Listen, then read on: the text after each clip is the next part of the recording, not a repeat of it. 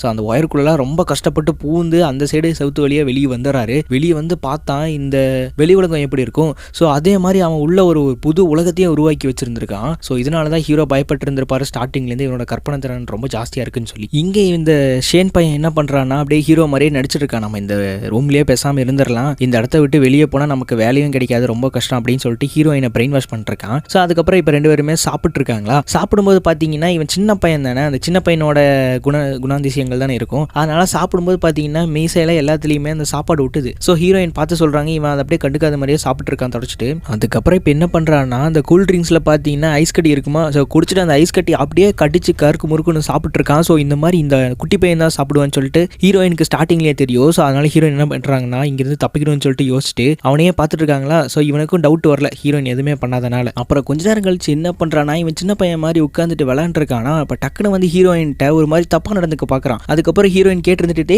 என்ன பண்ணுற அப்படிங்கிற மாதிரி கேட்ட உடனே மாம் நான் தான் அப்படிங்கிற மாதிரி சொல்லிட்டு நீங்கள் இந்த மாதிரி தானே பண்ணீங்க அப்படின்னு சொல்லிட்டு அவன் அப்படியே ஒரு மாதிரி விஷம் மாதிரியே பேசிகிட்டு இருக்கான். ஹீரோயின் கேட்டுருந்துட்டு அடிங்க ஒய்யால அப்படின்னு சொல்லிட்டு அவங்க பாட்டுக்கு ஓட ஆரம்பிச்சிட்டாங்க. எப்படியாவது காப்பாற்றுங்க, ஹெல்ப் ஹெல்ப் அப்படின்னு சொல்லிட்டு. கரெக்டாக ஹீரோ பார்த்தீங்கன்னா இந்த வீட்டை கண்டுபிடிச்சி வந்துடுறாரா.